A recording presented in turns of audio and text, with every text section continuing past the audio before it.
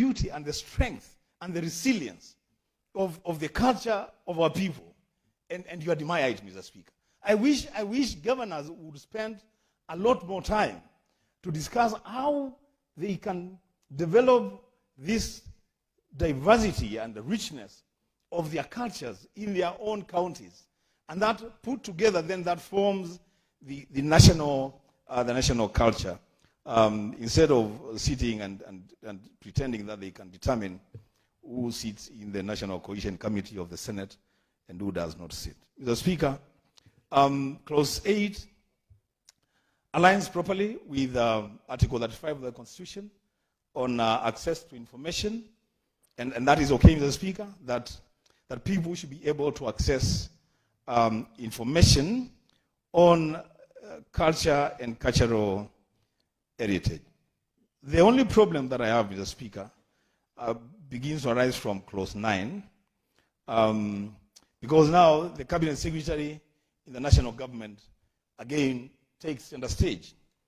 The clause says that the Cabinet Secretary shall, in consultation with relevant stakeholders and county governments. You see, Mr. Speaker, those of us who are students of linguistics, you know, when you say relevant stakeholders and, it means then the county governments are not relevant stakeholders. They are outside. You know, relevant stakeholders and county governments establish mechanisms for the determination and payment of compensation on royalties. Mr. Speaker, that should not happen. The county governments must be at the center of decision making on what payments and royalties should be for cultures resident in their counties. Mr. Speaker, there is also Clause 9F. It talks about a determination on the amount of investment by a state organ in the culture or cultural heritage. What about, Mr. Speaker, the investment of county governments? Because the county governments are assigned a responsibility to develop cultures.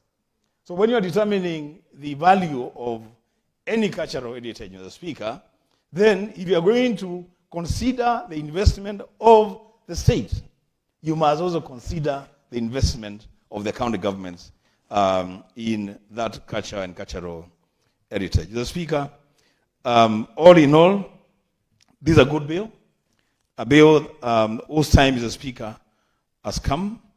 And I want to reiterate that if there are any amendments that the Senate should propose, and I believe that personally we need to propose some amendments to this bill, Mr. Speaker, when it comes to that time, so that we don't make this bill really a national government bill. This is a national bill, not a national government bill. It's a national bill which must consider the input and the benefits accruing to both levels of government, both the national government and the county governments. Mr. Speaker, having said that, I support.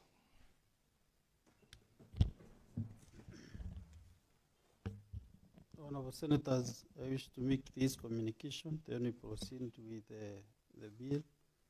Honorable Senators, I would like to acknowledge the presence in the public gallery this afternoon, visiting students from the Catholic University of Eastern Africa.